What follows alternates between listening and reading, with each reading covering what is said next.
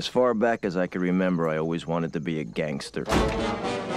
سكورسيزي ما بيستناش وبيفرش لك دماغ البطل على الترابيزه كده قدامك على طول، وبيحكي لنا عن طفل عنده حلم، بس حلمه مش انه يطلع لعيب كوره ولا دكتور ولا مهندس، لا ده عايز يطلع مجرم. يعني زي ما سمعت كده هو عايز يطلع مجرم. انا مش حاسس بقى يا بابا. ودي الصراحه من احلى واغرب بدايات افلام الجريمه، وده علشان فيلم جود فيلس مش اي فيلم جريمه كده وخلاص، ده فيلم بيشرح لك ازاي اسلوب حياه بني ادم بيتحول لمدمن. وهو كان مدمن مخدرات، بس الادمان اللي عايز يوريه لنا سكورسيزي هو ادمان السلطه والسيطره والنفوذ. واحنا مش جايين نحكي الفيلم، احنا جايين نتكلم على اللي ورا الفيلم. فتعالى نحسبها مع بعض كده ونشوف ليه الفيلم ده تحفه فنيه من تحف السينما.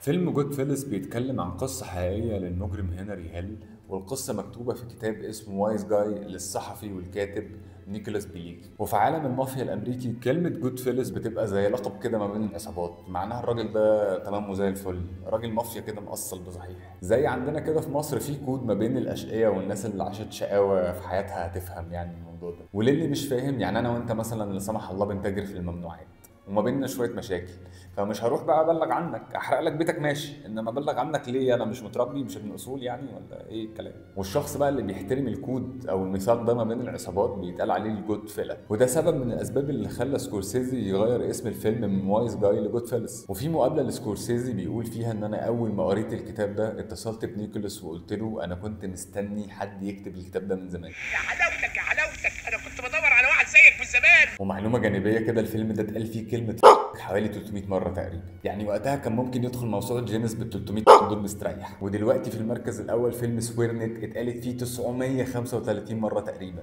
انا مش فاهم ايه اللي بقى في السكريبت الممثلين يقولوه اصلا. يو بلادي. المهم نيجي بقى نشوف اسلوب سكورسيزي في الاخراج. فلما بنشوف هنري وهو طفل بنشوفه قاعد بيتفرج على العصابه من ورا الشباك، الكادر بيكون واسع وهنري في الفور جراوند والعصابه بتكون في الباك جراوند، وده بينقل لك انت كمشاهد احساس هنري ان هو عايز يبقى زي الناس دي، ناس محدش بيحاسبها وليها وقارها وهيبتها كده في الحي بتاعهم، ولا حد يقدر يقول لهم تلاتة كام. او مثلا حركه الكاميرا اللي بتتحرك من تحت لفوق علشان توصل لك نظره الاعجاب اللي في عين هنري للناس دي، ناس نازله من عربيات بتلمع ولابسه هدوم شيك ولابسه ساعات ذهب. فسكورسيزي مستخدم ادواته هنا علشان يرسم لك المشهد ويوصل لك الاحساس بعظمه ووقار الناس دي. لكن العبقريه الحقيقيه اللي بالنسبه لي هنا هي تكوين الشخصيات اللي حوالين هنري. اولا هنري كان من عيله بسيطه جدا، وابوه راجل متخلف ماشي يلطف فيه في الرايحه والجايه،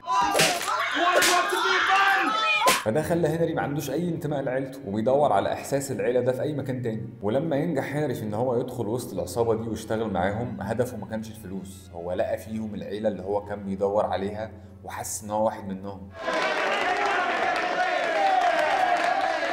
لدرجه ان في مره ابوه كاله علقه عشان جاله جواب ان هنري ما راحش المدرسه بقاله شهر، فراح للعصابه يقول لهم انا مش هقدر اكمل شغل معاكم علشان ابويا هيقطعني عشان ما روحتش المدرسه بقالي شهر. فتقوم العصابه خاطفه ساعي البريد وتاكله علقه وتقول له اي جواب يجي لك من المدرسه لهنري يجي لنا على هنا والا هنحطك في الفرن. Another letter from that school goes to that kid's house.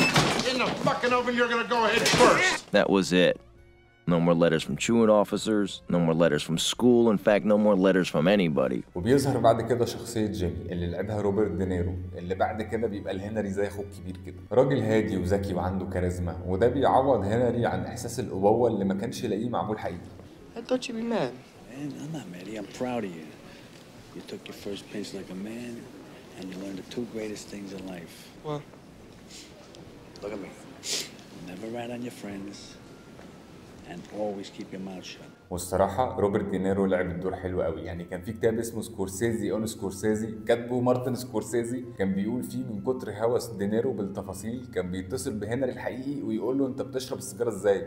واما تيجي تطفي السيجارة بتطفيها ازاي؟ ولو هتركنها بتركنها ازاي؟ وده خلى دينيرو يجسد شخصية من الشخصيات الحقيقية قوي عن فرد من افراد المافيا. والمميز هنا في شخصية جيمي انه كان راجل هادي كده ما بينفعلش بسهولة، تشوفه من بعيد تقول عليه راجل كمل وابن ناس، بس هو في الاول وفي الاخر مجرم يعني، فيعني كان عبيط في دماغه برضه يعني. على عكس شخصيه تومي اللي لعبها جو بيشي اللي كان ماده خام للعنف والعصبيه وردود افعاله ما تقدرش تتوقعها، وبنشوف ده في المشهد العبقري بتاع فاني هاو، واحد من اعظم مشاهد التوتر في السينما. You're funny. You mean, So? let me understand this, because maybe it's me, I'm a little fucked up, maybe. But I'm funny how? I mean, funny like I'm a clown, I amuse you. I make you laugh. I'm here to fucking amuse you. What do you mean funny? Funny how? How am I funny? Just, you know how you tell a story. What? وبالمناسبة المشهد العظيم ده ما كانش مكتوب في الأول في الورق، ده كان ارتجال من جو بيشي لموقف حصل معاه في الحقيقة، وأما عرضوا على سكورسيزي عجبه جدا وحطوه في السكريبت. In rehearsal, we were talking and Joe was telling a story that had happened to him about you're a funny guy, except he was on the receiving end of it. And so Marty said, oh, well, we must put that in the film. We then improv'd it for a while. I was able to record 4 to 5 takes of this dialogue. I then took that and rewrote that, and that was very carefully worked on. المهم فشخصية تومي من كتر ما هي عصبية وعنيفة ممكن عادي جدا يبقوا قاعدين قاعدة كلها هزار وضحك وحد يرمي كلمة فالجو كله يقلب توتر وتحصل خناقه، او يعني ممكن توصل ان هو يقتل واحد عادي. زي مثلا مشهد الجرسون ما سالوش انت تشرب ايه، فليه وليه بقى انت ازاي ما تسالنيش انا اشرب ايه، فضربوا بالنار في رجليه عادي. drink now? I'll bring it. Yeah, go give me a fucking drink. Move it, you little prick. You walk like fucking Stephen Fetchum. Shane? Oklahoma Kid. Shane, Oklahoma Kid. That's me.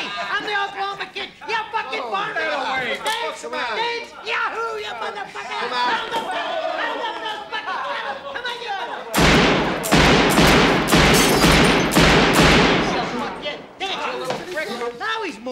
ولما نيجي نشوف ام تومي ما تفهمش ازاي ده ابن الست اللي شبه جدتك دي، وتلاحظ ان شخصيته بتتحول تماما لعيل صغير قدام امه. Yeah, but get yourself a girl so you could settle down.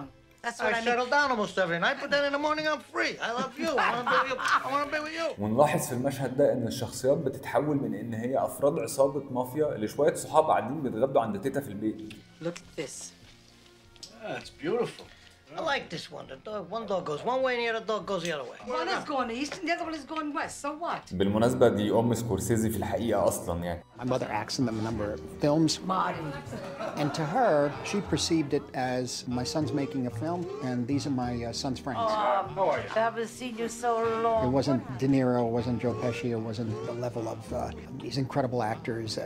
It was literally my son's friend. وعلى فكرة برضو أبو سكورسيزي طلع في الفيلم، الراجل اللي كان بيطبخ لهم في السجن وبيحط بصل كتير ده، هو غالبا سكورسيزي كان بيوفر للإنتاج يعني. فالمهم إن تومي شخصية مختلفة تماما عن جيمي، وده بيدينا داينامكس كده في المشاهد. نيجي بقى المشهد تاني قوي جدا واستخدم فيه سكورسيزي تكنيك حلو قوي، مشهد التراكنج شوت وهم داخلين المطعم، فبنشوف هنري بياخد كارم من ايديها وبيدخلوا من باب المطبخ اللي ورا، وتحسه كده صاحب مكان بيمشي يسلم على الناس اللي في المطبخ لحد ما بيوصل للترابيزه بتاعته اللي متجهزه له هو، مش اي ترابيزه كده وخلاص. فتحس سكورسيزي بيقول لك دي حياه المافيا من جوه، كل حاجه ماشيه سلسه والعالم بيفتح ابوابه ليك وكل حاجه معموله علشانك انت وانت اهم واحد هنا. واخراجيا بقى تكنيك التراكنج شوت ده بيحسسك ان انت مع الشخصيات جوه الفيلم، انت ماشي وراهم في المطبخ وهم ماشيين قدامك لحد ما توصلوا للترابيزه اللي متجهزه لكم وتقعد معاهم عليها. وكمان اختيار ان هم يدخلوا من الباب اللي ورا بتاع المطبخ ما يدخلوش من الباب الرئيسي بتاع المطعم، علشان يبين لك قد ايه الناس دي عايشه في فساد وكل حاجه متسخره علشانهم وعلشان راحتهم. ولما الاحداث بتبتدي تسخن وحاله هنري بتبتدي تتدهور ويدخل في تجاره المخدرات اللي بالمناسبه كانت ضد مبادئ المافيا، يعني هم يسرقوا ويقتلوا وينهبوا بس مخدرات لا، حرام، It's مخدرات.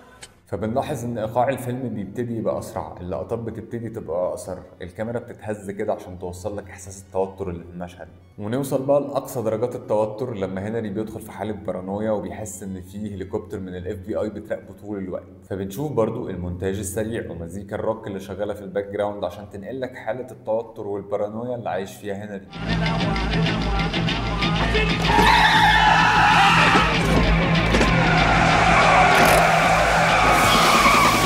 الالوان كمان لعبت دور مهم جدا في تطور الاحداث، يعني مثلا في بدايه الفيلم الالوان كانت واخده حقها كده وفيها احمر وذهبي، كانت بتعكس لك الرفاهيه اللي هم عايشين فيها. وكل لما الاحداث بتتجه للانهيار الالوان بتبتدي تبهت، الاضاءه بتبتدي تضعف، حتى هدومهم بتبقى شكلها عادي كده، وده بيعكس حاله الانهيار التدريجي اللي وصل لها هنري. وفي نهايه الفيلم سكورسيزي بيكسر الحاجز الرابع بطريقه حلوه جدا، لما هنري يبص للكاميرا ويبتدي يحكي لك انت كمشاهد كانك انت اللي كنت قاعد معاه وهو بيحكي لك قصه حياته. We ran everything.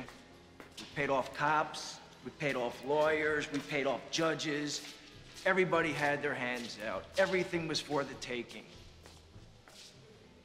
And now it's all over. وده بيديك احساس ان الفيلم كله كان عباره عن جلسه اعتراف من هنري ليك انت كمشاهد. وفي النهايه فيلم جاد فيلس مش بيجمل الجريمه، العكس تماما، هو بيوريك ازاي ممكن انسان يخسر نفسه وانسانيته لمجرد فكره بسيطه جدا، انا عايز ابقى مهم مهما كان الثمن. وبيورينا ازاي عالم الجريمه ممكن يبقى مغري في الاول بس دايما ليه نهايه واحده، نهايه فيها الشخص اللي طول حياته كان نفسه يبقى حاجه في الاخر بيبقى ولا حاجه. وده في حد ذاته اصعب عقاب لهنري، ان كل ده يضيع ويتحول لحد ملوش قيمه في الاخر. An average nobody. Get to live the rest of my life like a schnook. ولو وصلت لنهايه الحلقه اكتب لنا في الكومنتس، هل انت شايف ان هنري ضحيه البيئه اللي هو اتربى فيها ولا هو كان من جواه مجرم بجد؟ واستنونا الحلقه الجايه عشان نحسبها سوا.